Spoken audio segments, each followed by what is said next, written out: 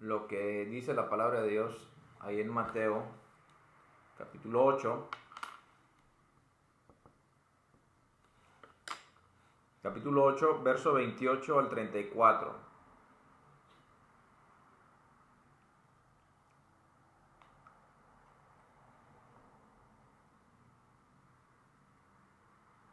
Mateo capítulo 8, verso 28 al 34.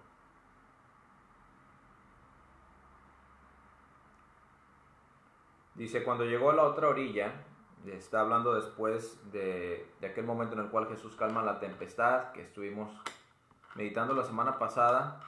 Dice, cuando llegó a la otra orilla, a la tierra de los Gadarenos, vinieron a su encuentro dos endemoniados, que salían de los sepulcros, feroces en gran manera, tanto que nadie podía pasar por aquel camino. Y clamaron diciendo, ¿qué tienes con nosotros, Jesús, Hijo de Dios? Has venido acá para atormentarnos antes de tiempo.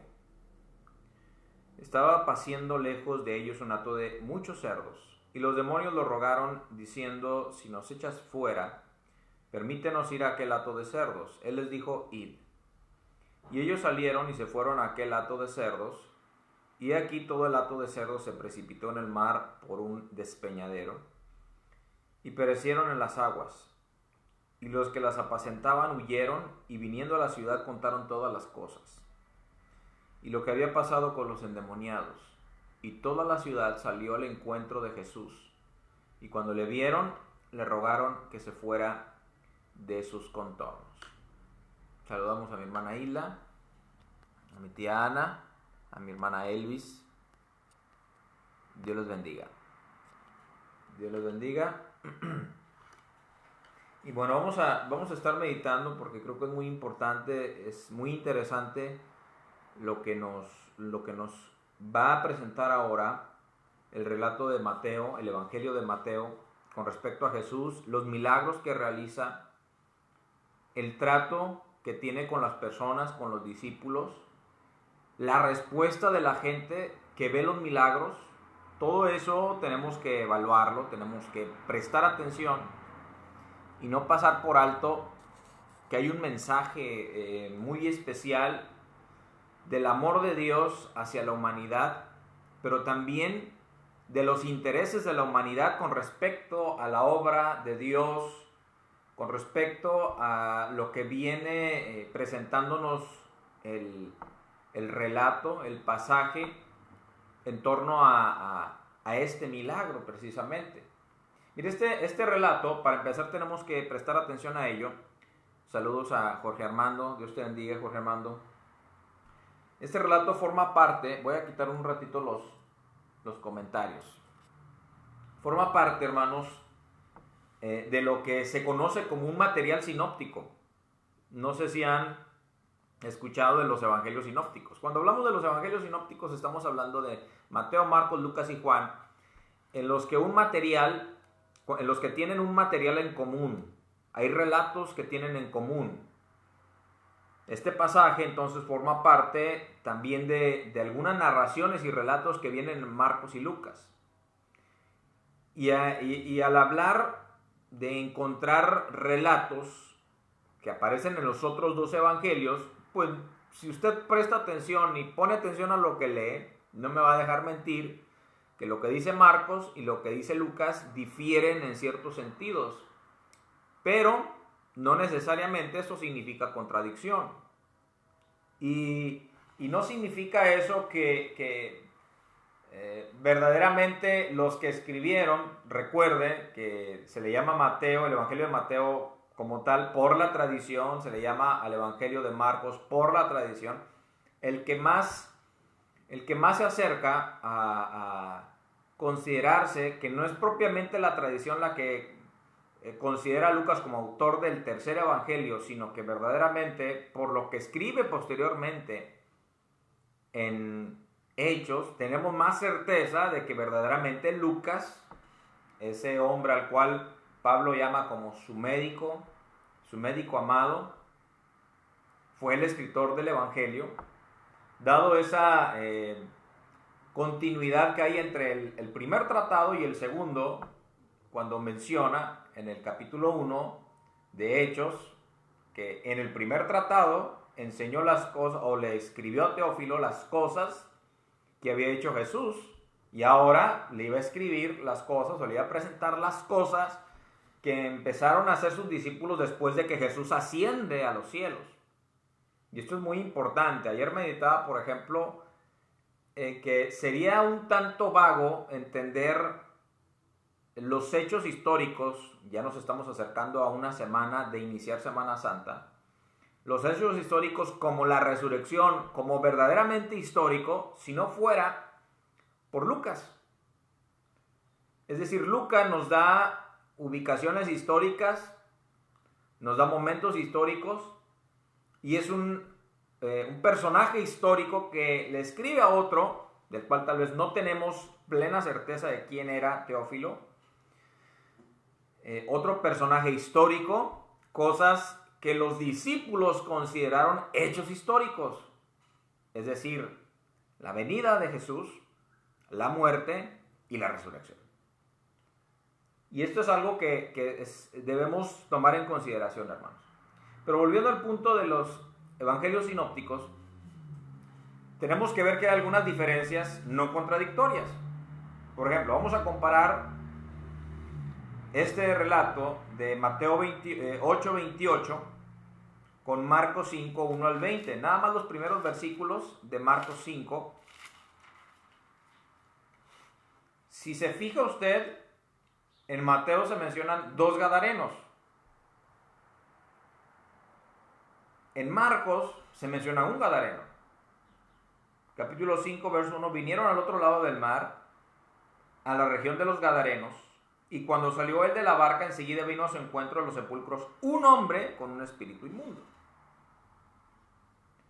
Esto nos hace pensar que, bueno, posiblemente, dejando ahí de lado las diferencias, posiblemente no había claridad respecto a la exactitud de los hechos, con respecto a si fue uno o fueron 2, que no es sustancialmente importante.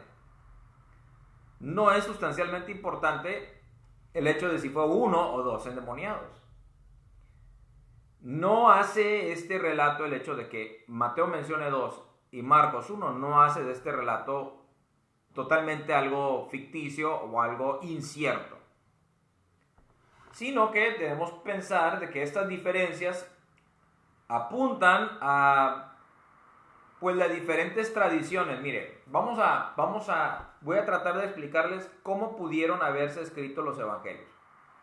El más próximo de los evangelios que se escribió no fue Mateo, ni Lucas ni Juan. De hecho, Juan se data allá por finales del primer siglo, allá del año 90, 95. El que se considera el primer evangelio es Marcos, por el año 60 aproximadamente, 65, 60. Y si usted se pone a hacer cuentas, lo que escribe, si Marcos fue escrito en el año 60, 65, Jesús aproximadamente murió en el año 30, fue crucificado en el año 30. Es decir, se ha llegado a la conclusión por estudios, por cálculos, que bueno, nadie hizo, se dio la tarea de que una vez que nace Jesús, bueno, dice, bueno, nació Jesús, a partir de hoy es el año 1 después de Cristo. No, esto fueron después de muchos años, ¿verdad? Esto ocurrió después incluso de varios siglos. El ubicar la historia en antes y después de Cristo, el tratar de ubicar los hechos históricos en antes y después de Cristo. Entonces, algunos consideran que Jesús nació, un poquito después de lo que para nosotros sería el año 1 después de Cristo, por ahí del año 3, 5. Y entonces Jesús murió por ahí del 35, 37 de nuestra era, si queremos verlo así. En el año 35, 37 de nuestra era. Si usted hace cálculos, entonces a partir de la muerte de Jesús hasta la escritura del primer evangelio, estamos hablando de prácticamente 30 años. En la antigüedad, la gente no andaba con un cuaderno como usted y yo, o con un celular como usted y yo, apuntando o grabando las cosas que ocurrían. A veces tenemos una idea muy moderna de la escritura, tanto del Antiguo y del Nuevo Testamento. Tenemos una idea en la cual, por ejemplo, nos imaginamos a Jeremías, que cuando narra lo que para nosotros es su visita al taller del alfarero, pues ahí va Jeremías, llega al taller del alfarero, que fue impulsado por el Espíritu Santo, ¿verdad? Para ir allá, ve lo que ocurre en el taller del alfarero y entonces regresa y empieza a escribir. No ocurren las cosas así. Tenemos una idea muy moderna, ¿verdad?, de la escritura, como si hubiera una máquina de escribir disponible, como si hubiera soportes de escritura disponibles para todos en cualquier momento. No había, hermanos, lo que nosotros conocemos como papelerías. Hubo diferentes soportes, desde el papiro, los pergaminos, tablillas de arcilla, que son las más antiguas, y los hechos. Entonces, en lugar de escribirse en el momento de lo que ocurría, se transmitía oralmente de persona a persona de lo que ocurría. Y la gran diferencia es que, a diferencia de nosotros, hermanos, es que la gente antes no ocupaba su mente en cosas que les distraían tanto como para no memorizar. La gente memorizaba mucho y memorizaba las tradiciones. Y hay una cosa que se llama la tradición oral. Y la tradición oral era algo que se transmitía de discípulo a discípulo. Entonces la fe de los apóstoles, los que estuvieron con Jesús, esos 12, exceptuando a Judas, que después viene a ser, ¿verdad?, viene a cubrirlo antes de Pentecostés, uno de los que también estuvieron con Jesús, y vuelven a ser 12. Pero estas enseñanzas fueron transmitidas de manera oral. Fueron transmitidas de manera oral a los nuevos discípulos. Entonces pasa el tiempo, hermanos, y llega un momento en el cual los apóstoles empiezan a morir. Empiezan a morir algunos de los apóstoles, el primero de ellos es Santiago. Y resulta que se hace necesaria el plasmar lo que fue Jesús, sus obras, su muerte, sus milagros, su muerte, su resurrección, en lo que pudieron haber sido algunos soportes como el papiro. Ahora, tener un papiro era costosísimo. No cualquiera tenía un papiro. Y no se tenían volúmenes completos, ¿verdad? Ahorita nosotros tenemos la gran bendición y el privilegio de tener montones de Biblias, de todos los colores, de muchas versiones, no solamente físicas, también de manera digitales. Por eso no se pelee con aquel que no trae una Biblia física. Hermanos, anteriormente la Biblia, lo que nosotros llegó de manera escrita, no era de manera escrita como tal. No veías a los apóstoles con un rollo bajo el brazo predicando el evangelio por las casas o por las ciudades. Ellos predicaban de acuerdo a lo que recordaban de Jesús, y ahí se cumple lo que Jesús les prometió. El Espíritu Santo les había de recordar las cosas que había hecho Jesús, y que también les habría de guiar en algún momento. Podemos entenderlo por reducción, para escribir o para transmitir a sus discípulos las cosas que Jesús hizo. Entonces, hermanos, esto es muy básico para tratar de entender por qué hay diferencias en los diferentes evangelios. Marcos escribe por ahí del año 60. El siguiente, al parecer, fue Lucas, por ahí del año 67, 69. Mateo, cerca del 80. Y ya les mencioné, Juan, casi a finales del siglo I, por allá del año 90. Entonces, algunos llegan a hacer teorías de que probablemente hubo un material previo a lo que nosotros tenemos como evangelios, a lo que se le conoce como la fuente Q. La cosa es que debemos tener bien claro que aquellas diferencias en los evangelios sinópticos no son sustanciales. A veces obedecen a la diferencia de las tradiciones orales y a veces obedecen también al propósito del escritor elaborando un constructo literario. ¿Me explico? Y lo más importante de todo esto, y esto nos remite a reflexionar una cosa: el Espíritu Santo dictó, inspiración significa que dictó a los creyentes, que dictó a los apóstoles, o significa que los motivó a escribir, y ellos utilizaron diferente material, diferentes recursos, diferentes medios de investigación para entonces escribir lo que tenían. Piensa en Lucas. Lucas escribe que él se dedica a investigar. Se dedica a investigar, se dedica a hacer preguntas, hace una labor de investigador para luego plasmar el evangelio, su evangelio. Entonces, no es muy claro, ¿verdad?, cuál pudo haber sido la variante de la tradición. Y ahora, empiezan a escribir porque, insisto, empiezan a morir los apóstoles. Y cuando mueren los apóstoles, empiezan a morir algunos de los apóstoles, entonces dijeron, hay que plasmar, por una necesidad de enseñanza y de no abandonar la fe, hay que plasmar en escritos lo que Jesús hizo, para que los nuevos creyentes también se mantengan en la fe de Jesús. Y entonces allá, porque aparecen los primeros catecúmenos. ¿Qué son los catecúmenos? ¿Qué eran los catecúmenos? Bueno, los primeros discípulos de los apóstoles. Y entonces de ahí viene la palabra catequesis, que es enseñanza, que es doctrina. Y entonces cuando dice la palabra que perseveraban en la doctrina de los apóstoles, significa que perseveraban lo que los apóstoles directamente les enseñaban. Pero conforme empezaron a morir los apóstoles, ellos plasmaron por una necesidad en soportes de escritura para que se mantuviera el evangelio. Y entonces, aunque usted encuentre divergencias o diferencias entre el evangelio de Mateo, Marcos, Lucas y Juan, hay algo esencial. Y el mensaje esencial que usted no va a ver, aunque haya diferentes constructos literarios, aunque haya diferencias como si hubo un gadareno o fueron dos, el mensaje esencial es uno: el Mesías vino, murió y resucitó. Ese es el mensaje esencial. Y puede haber diferencias entre ellos, pero el mensaje esencial sigue siendo el mismo. El Mesías vino, murió. El Mesías vino, fue Jesús. Jesús era el Mesías. Murió y resucitó. Y eso es lo esencial.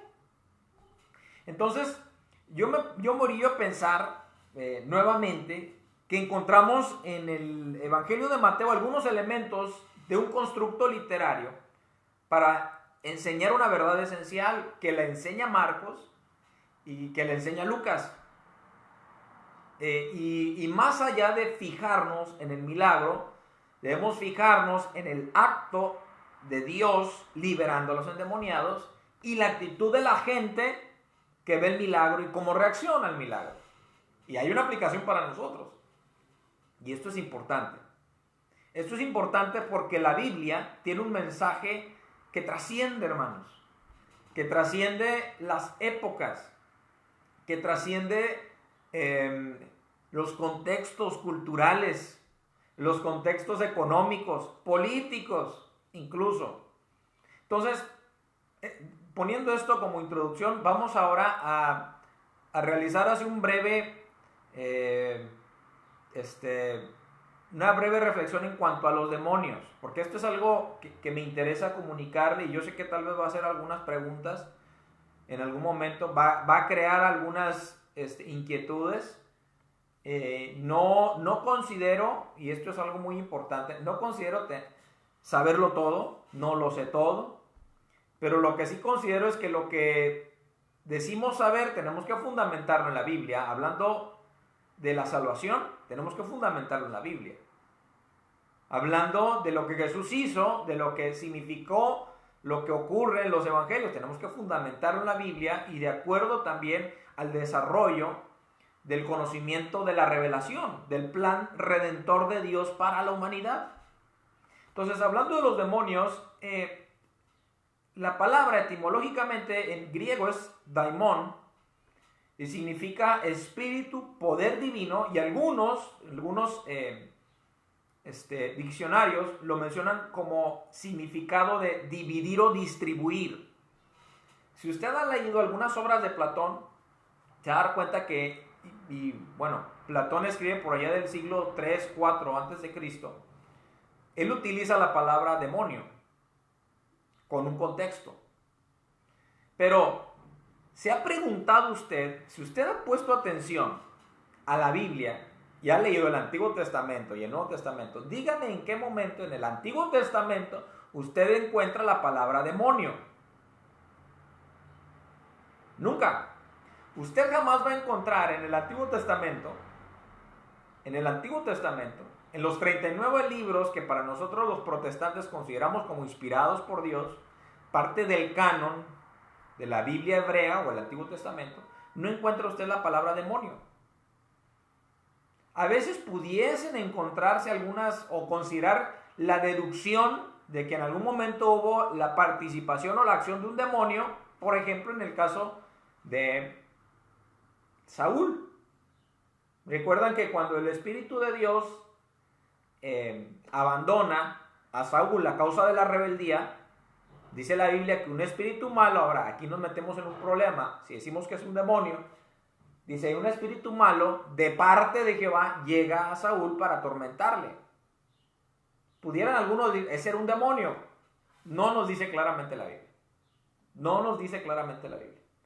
Ahora, yo le hago otra pregunta. ¿En qué momento aquellos grandes profetas que hicieron milagros, y me voy a remitir a dos, Elías, Eliseo, en qué momento usted ve una referencia en la cual Elías y Eliseo liberaron a un hombre de un demonio? No, los milagros que vienen en los relatos de los profetas tienen que ver con sanidades, tienen que ver con palabra de exhortación a los reyes, tienen que ver con el caso de Elías, ¿verdad? Cuando desciende fuego de lo alto para hacerle ver al pueblo que Baal no era Dios y que solamente Jehová era Dios. Vemos señales del cielo, pero no vemos en ningún caso que Elías o Eliseo se mencione que liberaron a personas de demonios. Ni Isaías. Isaías en algún momento hubo una señal que se menciona en cuanto a Ezequías, que Dios le había dicho que había llegado el término de su vida. Clama a Ezequías, después de que Dios le había dicho a Isaías que le diera esa palabra a Ezequías, el Señor le vuelve a hablar a Ezequías y le dice, ve y dile que le voy a prolongar la vida de acuerdo a mi misericordia. Y lo cual sucede. Pero entonces no vemos a Eliseo, no vemos a Elías, no vemos a Moisés liberando a nadie de un demonio. El término demonio aparece hasta el Nuevo Testamento, ¿se ha dado cuenta? No aparece en todo el Antiguo Testamento y aparece hasta el Nuevo Testamento. Lo cual, para empezar, debería usted crearle muchas preguntas, debería usted crearle mucha inquietud. ¿Por qué si en el Antiguo Testamento no aparece? Ahora en el Nuevo Testamento aparece el término y hablan de demonios como si nada. Hablan de demonios como si hablaran de algo que ya conocían. Y es que esto nos da a entender que los discípulos y los contemporáneos, la gente del tiempo de Jesús, ya conocía ese asunto de los demonios. Ya sabía el asunto de los demonios. Ahora, entre el último libro del canon del Antiguo Testamento y el tiempo de Jesús, son aproximadamente unos 200 años. O sea, decir, son 400. Esa es una tradición del judaísmo tardío. Y de acuerdo a algunas investigaciones, no es Zacarías propiamente el último libro históricamente injertado en el Antiguo Testamento. Hay otro, pero ese es otro tema.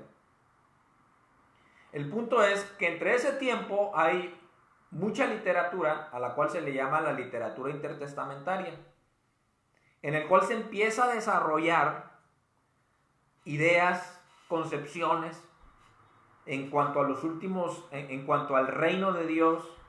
Hay material del cual se le llama apocalíptico.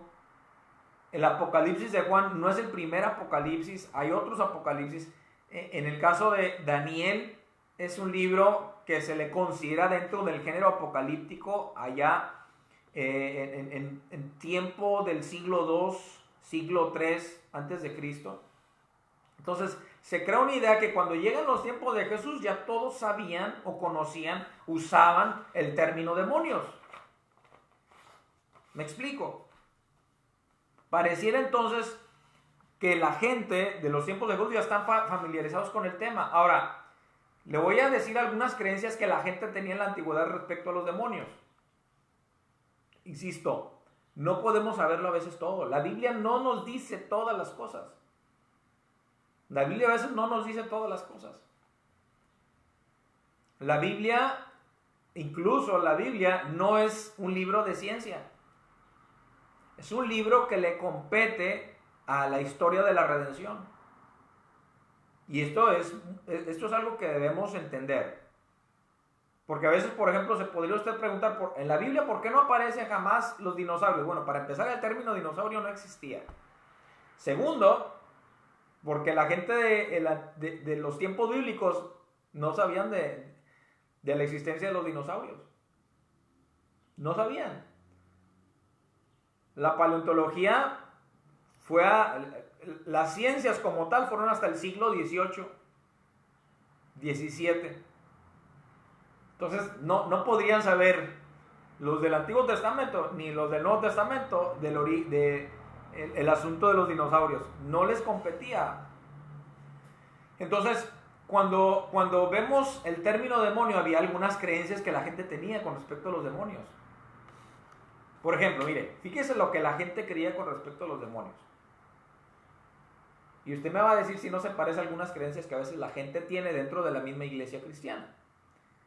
Algunos creían, por ejemplo, que el aire estaba tan lleno de esos espíritus, de los demonios, que no era posible insertar en él la punta de una aguja sin encontrarse con algún demonio. Es decir, que había tantos demonios en el mundo que hasta en una cabeza o en la punta de una aguja había uno. Otra creencia. Algunos decían que había 7 millones de demonios en el mundo. Ahora recordemos que ellos no conocían las Américas, hermanos. Ellos tenían una concepción de una tierra plana. Imperaba la creencia de que la tierra era plana. Y había una bóveda de cobre. Y que los luminares, las estrellas, estaban colocadas fijas. ¿Sí?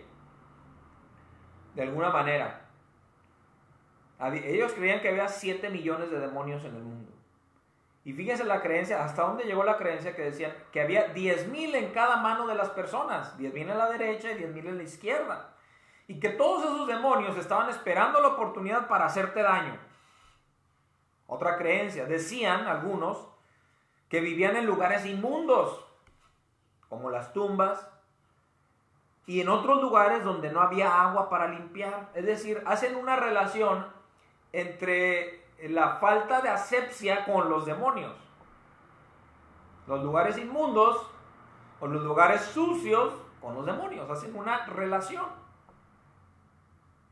Recordemos que como no había la concepción de ciencia como usted y yo la tenemos, la ciencia médica como usted y yo la tenemos, pues hay mucha creencia y superstición. Incluso ahorita, tristemente, hay mucha superstición. E incluso en los cristianos. Algunos decían que vivían en los desiertos y que ahí en los desiertos se podían escuchar los aullidos de los demonios. Fíjese cómo a veces incluso el ser humano llega a tener algunas creencias como tales. Desde pequeños. Desde pequeños, dígame usted, ¿quién no le tuvo miedo a la oscuridad? Yo a mi niño, cuando le he mandado a que vaya y agarre algo del cuarto, de la recámara, y está la luz apagada, no quiere ir, y le da miedo. Le digo, hijo, no existe nada ahí, no hay nada, no te va a pasar nada. Pero desde pequeños hay una creencia primitiva, ¿verdad? De lo desconocido, la oscuridad nos da miedo. Entonces, la gente tenía la creencia de que los demonios habitaban en los desiertos. Recuerde que el desierto es un lugar seco, árido, donde la gente muere por la falta de agua. Y entonces se le dan algunas explicaciones supersticiosas a lo que ocurre porque la gente muere en el desierto. Y dicen, son espíritus malos. Otra creencia es que eran peligrosos para los viajeros solitarios. No viajes solo porque te desaparece un demonio. Eran peligrosos para las mujeres de parto. Mire, todo esto tiene que ver con tratar de explicar lo que no podían explicar y llamándole espiritual. Dándole el término espiritual. No estoy diciendo con ello que los demonios no son seres espirituales. No estoy diciendo con ello. Lo que estoy diciendo es que muchas veces se les adjudicaba eventos en los cuales ellos no tenían nada que ver. Por ejemplo, las mujeres que alumbraban hasta hace algunos pocos siglos atrás, morían y no tenían explicación, no se daban explicación.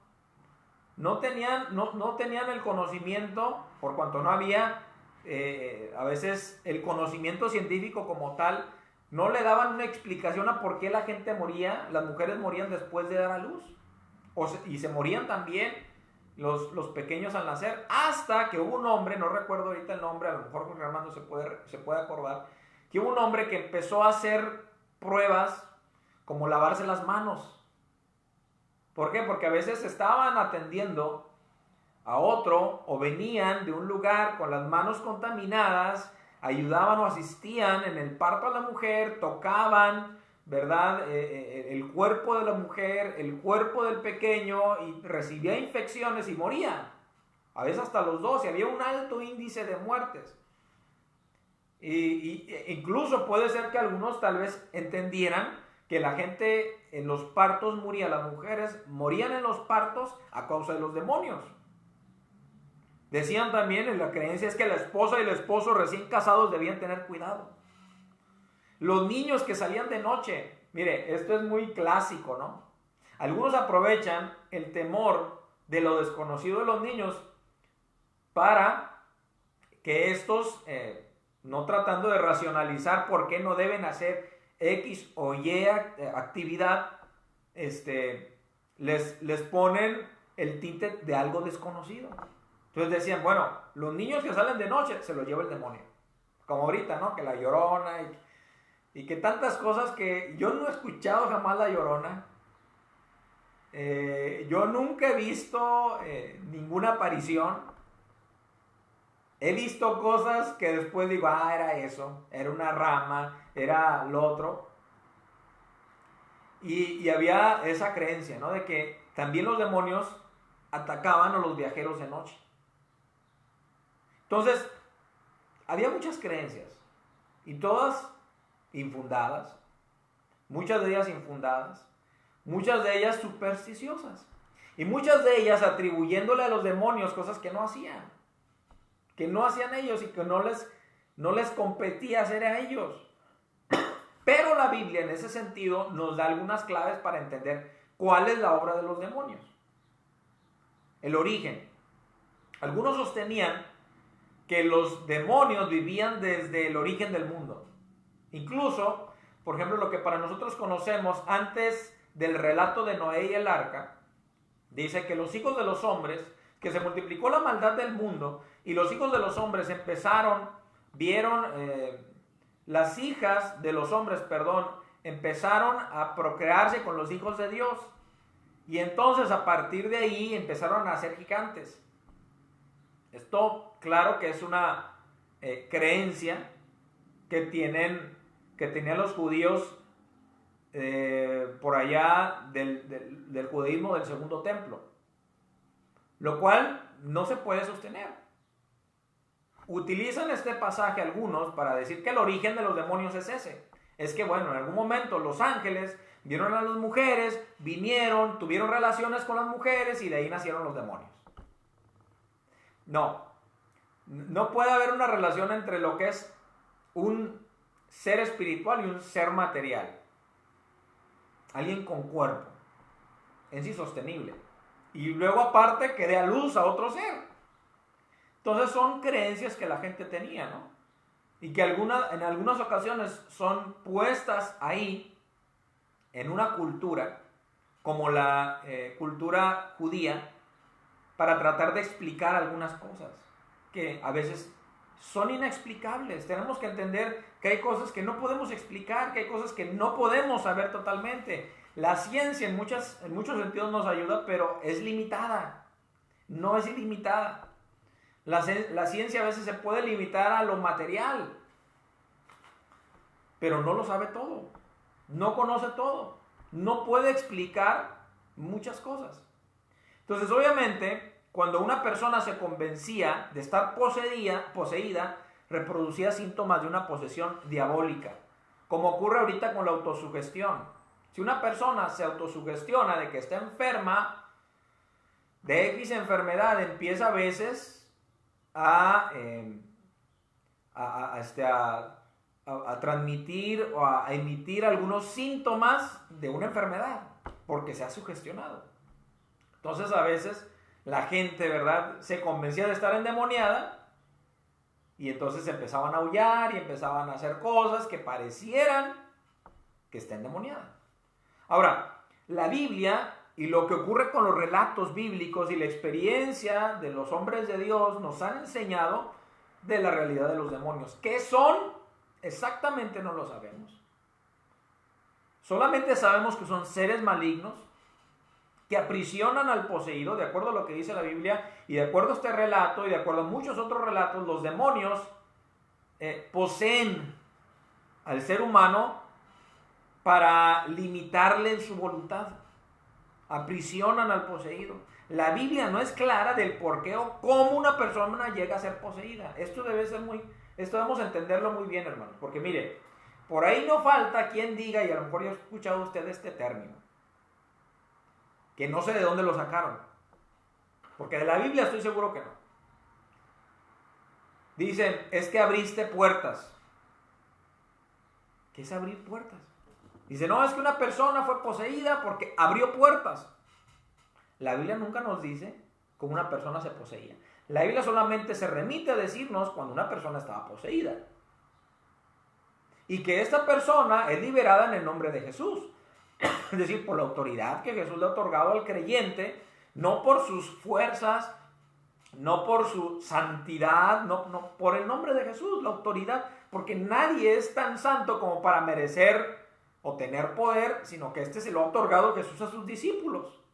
Marcos lo dice, ¿no? Y estas señales seguirán a los que creen. Y algo que ocurrió en el libro de los Hechos. Usted, si lee el libro de los Hechos, se va a dar cuenta que los apóstoles liberaron a personas endemoniadas, a personas poseídas por espíritus, o a personas también que están siendo de alguna manera u otra, siendo atormentadas por espíritus malignos. La Biblia no es clara de cómo una persona llega a ser poseída. Dígame en qué versículo dice que una persona es poseída porque abre puertas. No hay ningún pasaje en el cual diga que por ver una serie de televisión X o Y, la persona es poseída. Ojo, no le estoy diciendo que todo está permitido para el cristiano que vea. No estoy diciendo eso. Lo que estoy diciendo es que la Biblia nos dice cómo una persona se posee. La Biblia solamente nos relata el hecho de una persona poseída que es liberada por Jesús o por sus apóstoles. Entonces, deducimos que si el endemoniado está con su voluntad suprimida, que si el endemoniado entonces significa una persona que está fuera de sí, controlada por otro espíritu, porque esto es lo que nos dicen los relatos bíblicos, que cuando una persona está endemoniada, significa que su voluntad está sujeta a otro ente. Eso nos dice la Biblia. Entonces, si una persona está con su voluntad suprimida por otro ente, lo que debemos deducir es que el cristiano no puede estar, no hay cristianos que puedan ser endemoniados. Y esto es algo que debemos tener muy en claro, hermanos. Hay corrientes o doctrinas dentro de la iglesia cristiana que dicen que el cristiano puede estar endemoniado. Que si alguien, por ejemplo, fuma siendo cristiano, es que tiene el espíritu de tabaco. Que si alguien, por ejemplo, roba, es que tiene el espíritu de hurto. que si alguien, por ejemplo, fornica, es que tiene el espíritu de fornicación. La Biblia no nos dice eso. Al contrario, Pablo nos dice que manifiestas son las obras de la carne. Y que ante las obras de la carne, lo que es necesario es hacerse responsable de que está actuando de acuerdo a su voluntad y dejar de decir que es alguien más el que le invita a hacer lo malo, y entonces ser lleno del Espíritu Santo, y entonces consagrarse al Señor, y entonces rendir su voluntad al Señor. Entonces no hay cristianos, si el cristiano, ser cristiano significa estar habitado por el Espíritu Santo, no puede haber ente bueno y ente malo dentro del cuerpo de un cristiano. Ahora, entonces dice, no, es que era cristiano y estaba endemoniado, entonces, ¿sería cristiano? ¿En verdad era cristiano? Otra cosa, muchas veces se confunde problemas mentales o epilépticos, trastornos, con la demonización, con la posesión. Yo lo he visto. Hace unos 2 años que estuvimos allá en el culto de Pentecostés, si recuerdan, una persona que estaba ahí arriba que empezó a tener una crisis, entró en crisis. Nunca pudieron liberarla porque consideró que no estaba endemoniada. Estaba sufriendo una crisis. Era un problema emocional y psicológico más que espiritual. Pero volvemos al punto de que mucha gente se sugestiona. Cuando una persona está endemoniada, lo que dice Jesús es, en mi nombre echarán fuera demonios. Es decir, ¿qué es lo que necesita? ¿Una plática? ¿Un endemoniado necesita una plática? Necesita, de acuerdo a lo que dice Jesús en la Biblia, necesita una terapia, necesita una sesión de sanidad del alma, o lo que necesita es ser liberado en nombre de Jesús. La Biblia nos enseña, en mi nombre echarán fuera demonios. Es echar fuera el demonio. Porque una persona endemoniada no tiene conciencia de sí mismo. De acuerdo a lo que nos dice Mateo y de acuerdo a lo que nos dice Marcos, donde dice que este hombre gadareno, ¿verdad? Llegaba y se lastimaba a sí mismo, lo encadenaban y rompía las cadenas, y que una vez que fue liberado se le ve cuerdo, vestido, antes estaba desnudo, antes estaba maltratado, antes estaba, ¿verdad?, hasta despeinado tal vez, sucio, pero una vez que es liberado hasta cuerdo, había vuelto en sí. Entonces podemos entender una cosa, que una persona endemoniada es aquella persona que no tiene control sobre su cuerpo, que otro ente tiene control sobre su cuerpo, y que incluso la Biblia nos dice que puede utilizar, o llega a utilizar, ¿verdad?, las cuerdas vocales de las personas para emitir palabra. Entonces, a veces se confunde entre una crisis, un problema epiléptico, un problema emocional con la posesión demoníaca. Y ahí está la gran diferencia. Ahí está la gran diferencia. Entonces, una persona, un cristiano, no puede estar endemoniado. Por definición, no puede estar endemoniado. Es como decir que hay un círculo cuadrado. No se puede. Por definición. Un cristiano es aquel que está siendo habitado por el Espíritu Santo. Y una vez que ha sido habitado por el Espíritu Santo, no puede llegar alguien más y tratar de habitarlo también al mismo tiempo. No se puede. No pueden coexistir. La pregunta tal vez que nos deberíamos hacer es, cuando una persona que suponíamos que era cristiana resulta estar endemoniada, entonces no era cristiana. Lo que necesita es ser liberada, y lo que necesita es reconocer a Jesús como su suficiente Salvador, para entonces el Espíritu Santo lo habite y él sea libre y él pueda ser salvaguardado de una probable futura demonización. Pero insisto, la Biblia no nos dice cómo la gente llega a ser poseída. La Biblia no nos dice. No nos dice que si viendo esto, haciendo aquello. No nos dice la Biblia. No es clara la Biblia en cuanto a eso. Hay cosas que la Biblia no nos dice, hermanos. Eso tenemos que reconocerlo. Y cuando la Biblia no es clara en cuanto a algo, entonces debemos ser cautos. Debemos ser cautos. La Biblia sí afirma que los demonios existen, no nos dice qué son. La Biblia sí afirma que los seres humanos pueden ser poseídos y pueden ser liberados en el nombre de Jesús por el poder de Cristo. La Biblia sí dice que un endemoniado no tiene su voluntad está puesta en otro ente distinto a su persona. Y la Biblia sí dice también que no hay manera de saber cómo una persona llega a estar endemoniada. Entonces cuidado, porque no va a faltar por ahí el pastor, el hermano, el que traiga alguna novedad para decir que es que se endemonió viendo a Dragon Ball Z. No le estoy diciendo que vea Dragon Ball Z. Pierde mucho usted el tiempo viendo ese tipo de cosas, pero no se endemoniaron así. No dice la Biblia cómo se posee la gente.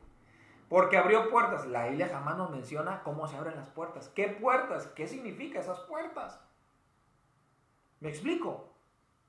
Entonces ahora vamos al relato porque ponemos atención a los endemoniados. Según lo que nos dice Mateo, son 2 endemoniados que Jesús libera. Y vamos a poner atención en lo que ocurre después de la liberación y lo que pasa con las personas después de ver lo que ocurre. Mire, ¿hacia dónde nos lleva el redactor con este relato? Mire, una regla hermenéutica, es decir, de interpretación más correcta de la Biblia, de los relatos bíblicos, de los relatos sobre todo de los evangelios, una regla que nos ayuda a entender mejor el mensaje esencial de los milagros, las palabras de Jesús, es su actitud amorosa hacia las personas. Piensen esto. Las personas es lo más importante. Las personas son lo más importante. Y sentando esa base, hermanos, vamos a entender cuál es el mensaje esencial. Las personas es lo más importante. ¿Qué es lo más importante para Dios? ¿Las cosas o las personas? Obviamente que las personas. Juan 3:16. Siempre lo voy a remitir a ese pasaje. Porque de tal manera amó Dios al mundo. ¿Y a quién se refiere el mundo? Usted, yo, el ateo, el incrédulo, el satanista, todos esos. A todos esos ama Dios. Dice, para que todo aquel que en él cree no se pierda, mas tenga vida eterna. Y luego dice también la palabra en 1 de Juan, en esto se mostró el amor de Dios para con nosotros, en que Dios envió a su Hijo. ¿Me explico? Entonces el relato se va a comprender mejor y el mensaje esencial se va a comprender mejor mientras entendamos que el milagro de Jesús está condicionado al amor a las personas. No es el milagro en sí a lo que Jesús nos quiere dirigir nuestra atención, sino al amor a las personas y cómo otros también actúan de acuerdo a lo que ocurre con sus prójimos. Entonces, más allá del milagro, está la actitud amorosa de Jesús que ve a las personas como fines y no como medios. Es algo que ahorita está ocurriendo. Y con la pandemia se dejó entrever, hermanos, que mucha gente ve a las personas como medios y no como fines. Se lo voy a decir de qué manera. Ahorita ya investigué, ya vi las estadísticas, pero solamente se ha logrado un 20-25% de vacunados de personas de la tercera edad en México, lo que representa el 3% del total de la población en México. Fíjese, para que haya una llamada inmunidad colectiva, se requiere mínimamente, a lo mejor Jorge Armando lo sabe esto también, o alguno de mis hermanos que ha leído respecto a ellos, se requiere de manera mínima del 70-75% del total de la población mundial. ¿No le resulta extraño que precisamente días previos a las vacaciones de Semana Santa, un 70% de los estados, 80% de los estados en México están en semáforo verde? ¿No le resulta extraño? Si solamente estamos hablando que solo el 2%, 3% de la población total de mexicanos está vacunada, y no totalmente, porque si hablamos, por ejemplo, de nuestros hermanos que ya recibieron la primera dosis, le falta la segunda. ¿Por qué entonces a los gobiernos estatales, a los gobiernos federales, todos por igual, PRI, PAN, Morena, Verde Ecologista, todos por igual,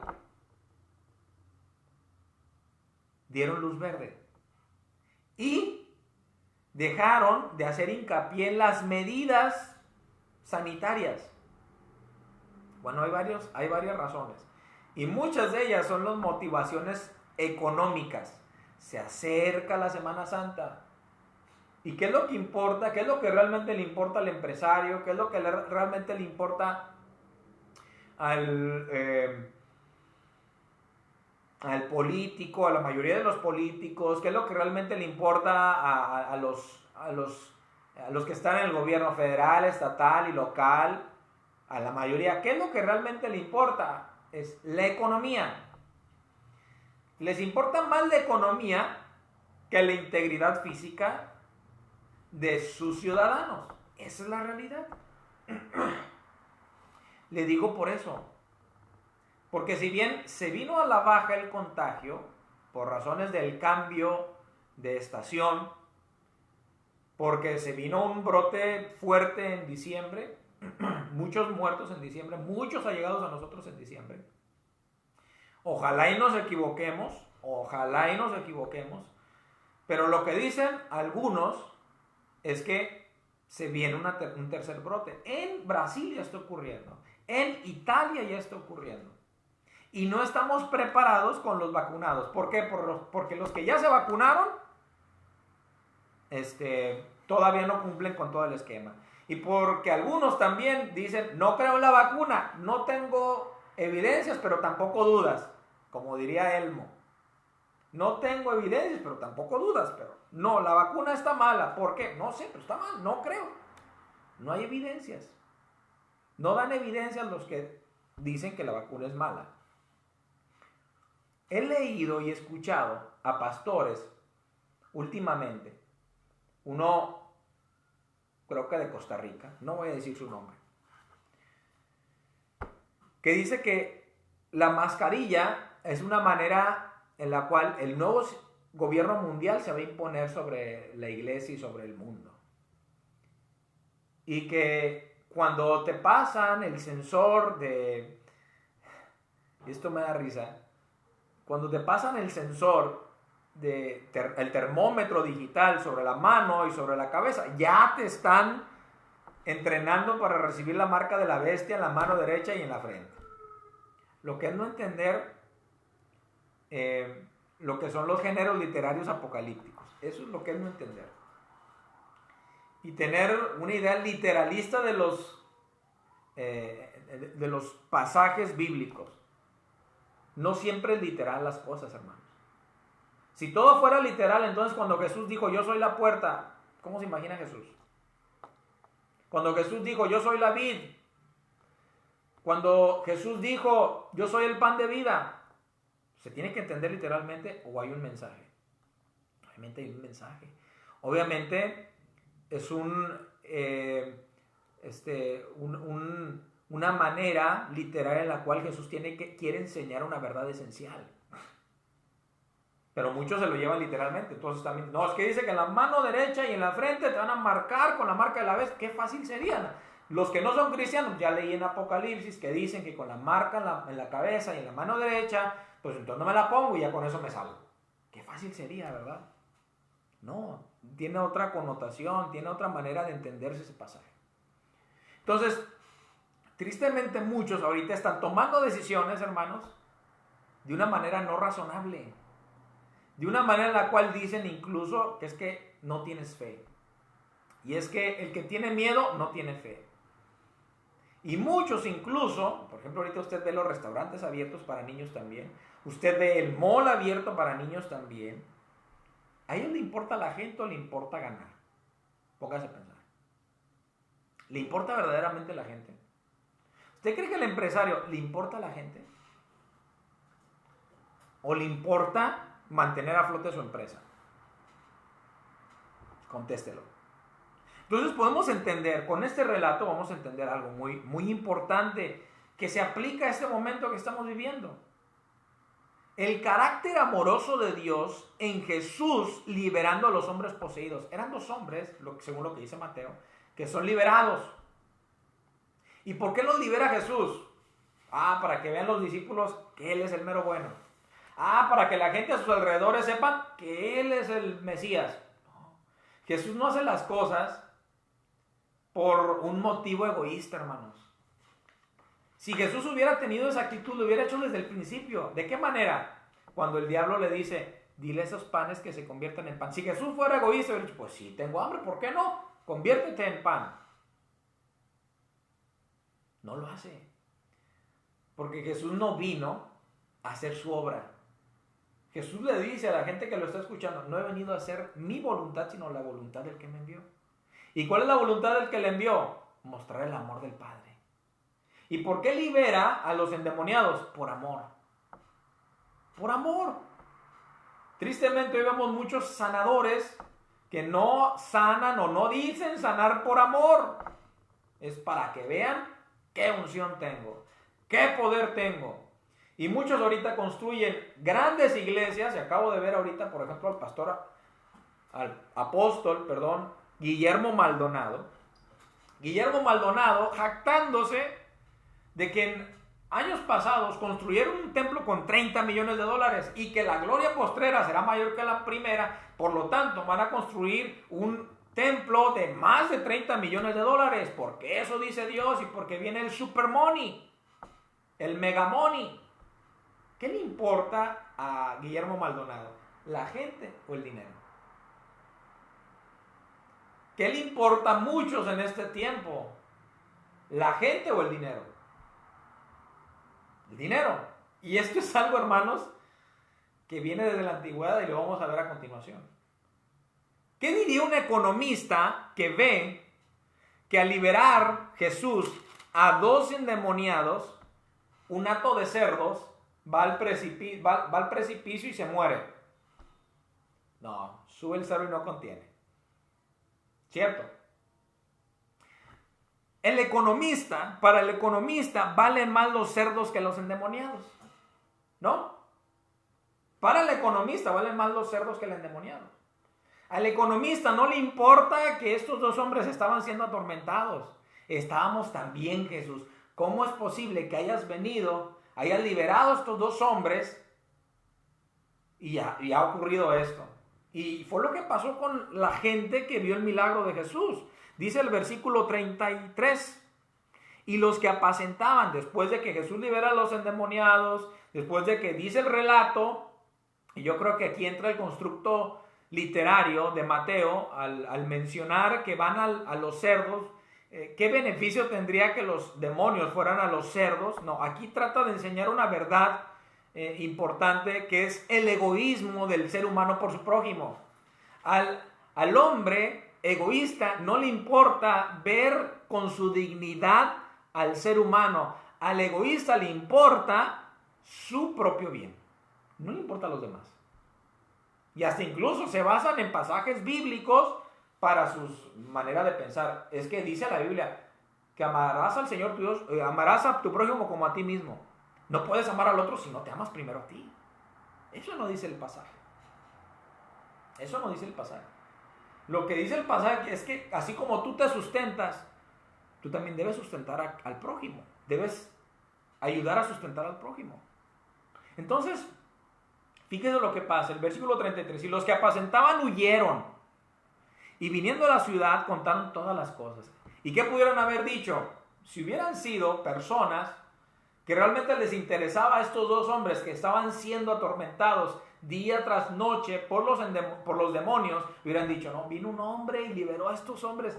No, qué bueno, mire qué pobres hombres como estaban. No, dice que, y lo que había pasado con los endemoniados, 34, la actitud de la ciudad. Y toda la ciudad salió al encuentro de Jesús. Y uno pensaría, la ciudad va a decir, bienvenido Jesús, bienvenido Señor, gracias por liberar a esos pobres hombres.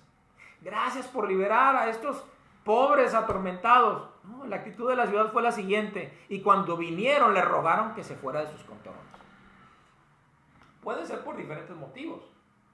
El contexto nos puede estar invitando a creer que la gente, al desconocer el poder o al encontrarse con un poder desconocido de Jesús liberando a los endemoniados, dijeron, no, pues este ha de ser brujo. O también que se pudieron haber sorprendido o se pudieron molestado de que los hombres fueron liberados a costa de los cerditos. Hermanos, hoy, no todos, pero muchos políticos, muchos economistas son evaluados de acuerdo, o evalúan las acciones, evalúan lo bueno y lo malo de acuerdo no a la justicia, de acuerdo no a la integridad física del ser humano, de acuerdo no a la dignidad humana, sino que evalúan las acciones de acuerdo a la utilidad. ¿Qué tanto me va a dar? Véalo en el aborto. ¿Cuál es el fondo de aquellos que gritan a favor del aborto? Aquellos y aquellas que gritan a favor del aborto. Bueno, hermanos, es un negocio de miles de millones de dólares. Planned Parenthood se ha descubierto que esa empresa tiene clínicas abortistas en muchas partes del mundo y que trafican con los órganos de los niños abortados. Ya hay partes en Estados Unidos en los cuales se puede practicar un aborto a un bebé hasta una semana antes de nacer. Imagínense. ¿Qué es lo que le importa? Bueno, muchos, tristemente, y a mí me da tanta tristeza escuchar y leer a señoritas, me da tanta tristeza escuchar y leer a mujeres que yo consideraría tal vez, hombres que yo consideraría tal vez un poco inteligentes, que dicen es que el aborto es una manera de resolver el problema de la pobreza.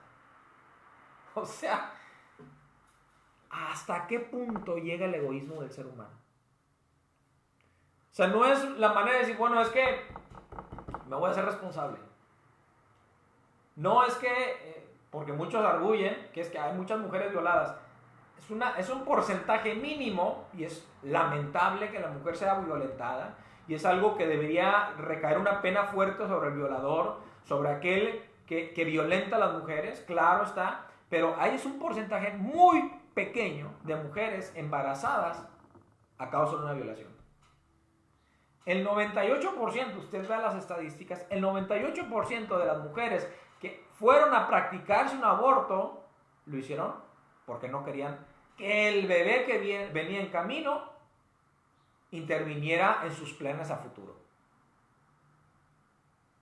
La actitud de los hombres que en la ciudad no permiten que Jesús entre porque, aunque liberaron a 2 endemoniados, los cerditos se fueron al mar, es que quién sabe qué vaya a venir a hacer este aquí.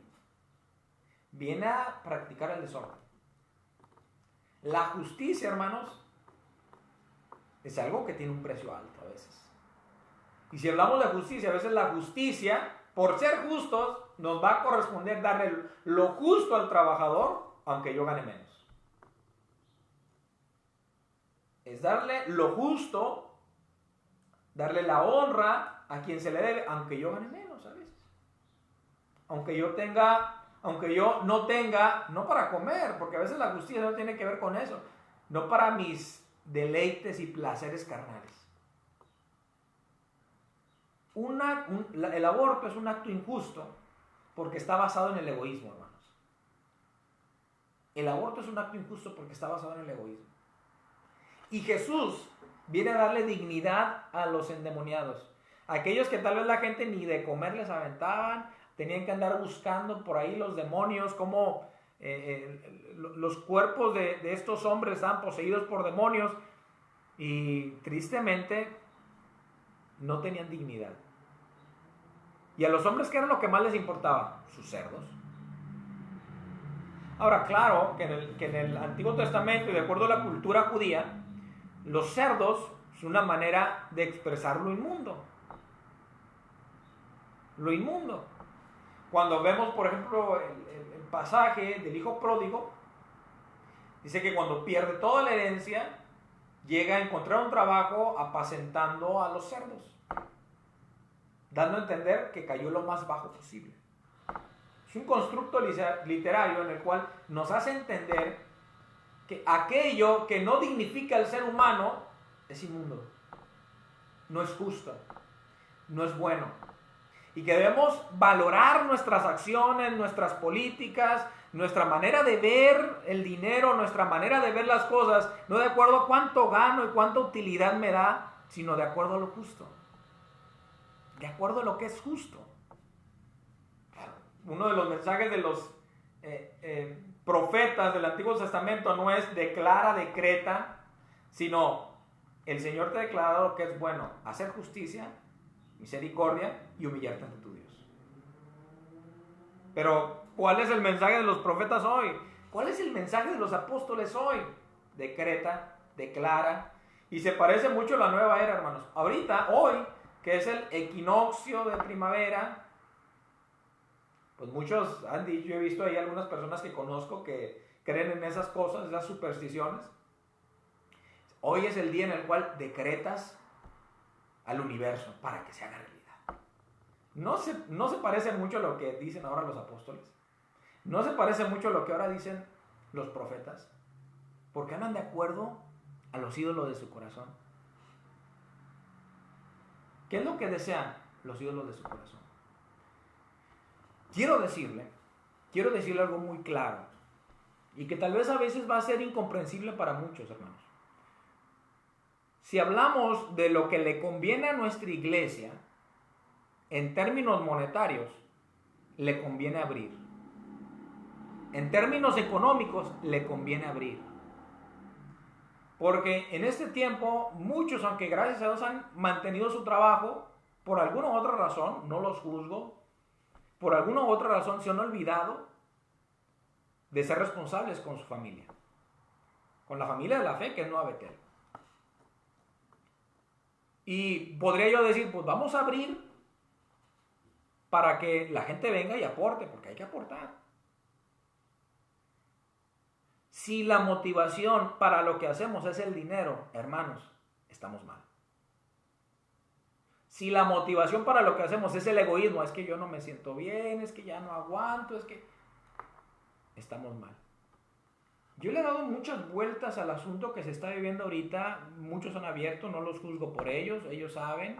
Dios conoce las intenciones del corazón. Pero la intención por la cual nos hemos mantenido cerrados, número uno, es porque no hay nada seguro en cuanto a que ya se esté realmente inmunizando a la población en general. Falta mucho para lograr la inmunización. Y una prueba de fuego, esperemos y que nos equivoquemos, es la Semana Santa. Mucha gente en Semana Santa va a salir. Mucha gente ya desde ahorita, hermanos, mucha gente ahorita anda desatada. Y ahí se nota realmente lo vacío del corazón de las personas al decir, es que ya no aguantaba estar encerrado. Es que ya no aguantaba, ya necesitaba ir a un restaurante. ¿A poco en tu casa no puedes comer? Es que ya no aguantaba, necesitaba ir a las tiendas con mis hijos para que jueguen. Cuidado. Cuidado, porque a veces las intenciones del corazón, que a lo mejor usted y yo no los podemos ver, y a veces nos damos cuenta cuáles son las intenciones, de acuerdo a las acciones de algunos compañeros también, son reveladas. Pero ¿cuáles son las intenciones nuestras? La figura de autoridad está en un servidor, no para imponer nada más porque sí. Y no nada más porque sí hemos tomado las decisiones que hemos tomado. Las decisiones que hemos tomado están basadas en la razón, en argumentos y evidencia, en lo que ha ocurrido ya previamente, en lo que estamos viviendo en esta pandemia y lo que aún no se logra en relación a esta pandemia. Y que la figura de autoridad está para proteger.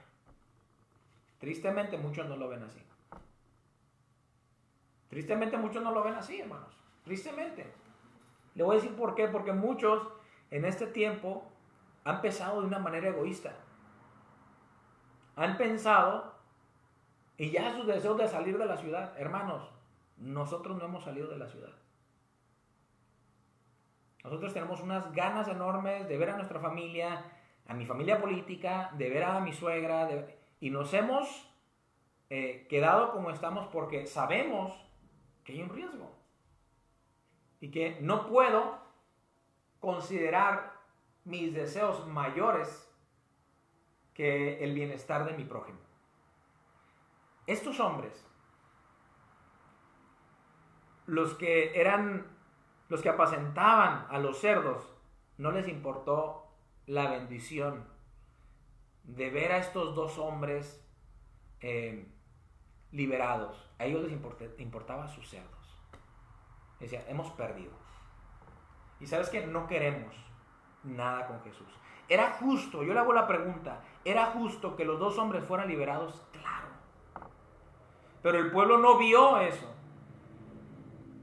Él vio lo que había sucedido con el hato de cerdos y se enojó.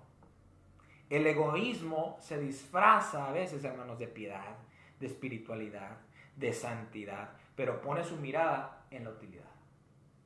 Pone su mirada en, es que, hermano, yo nunca le voy a manipular. Dios me libre de manipularle para que usted incluso cumpla con sus obligaciones como miembro de la iglesia. No es mi labor manipularle. Lo que no procede de la razón y de una convicción, y lo que no procede del amor verdaderamente, hermanos, no es de Dios. No es por ahí. Yo podría decir que por eso está como está, por eso le va como le va, porque usted no esto y no lo otro y no aquello. No, hermano, no es mi labor como pastor. Mi labor como pastor es enseñar la palabra y cuidar el rebaño que Dios me ha dado, aunque algunos a veces andan un poquito desbalagados. Aunque algunos ya se me quieren desbalagar y otros ya se desbalagaron. ¿Por qué? Porque a veces no nos gusta la autoridad. Tenemos problemas con la figura de autoridad. Y tenemos problemas para obedecer. Y luego por eso a veces tristemente pues, sufrimos las consecuencias. Cuando le decimos a un niño, no hagas eso, lo decimos nada más porque soy tu padre. Pues a veces lo decimos porque soy tu padre, pero hay una razón por la cual le decimos, no te acerques a la estufa. Por malo, qué malo es mi papá, porque a los 5 años no me dejaba acercarme a la estufa, no me dejaba acercarme a la parrilla, no me dejaba salir de noche cuando tenía 15 años y me decía que a las 11 de la noche aquí en la casa. Qué malo es mi papá. No, el padre, la autoridad está para proteger. Y hemos tomado las decisiones para proteger. El tiempo nos dará la razón o no. Y sinceramente pensamos que pasado este tiempo de Semana Santa, veremos cómo evoluciona el asunto de la vacunación, cómo evoluciona el asunto de la epidemia, de la pandemia, y cómo evoluciona también los casos de contagios y decesos también. Esperemos que nos equivoquemos, pero mientras vamos a esperar.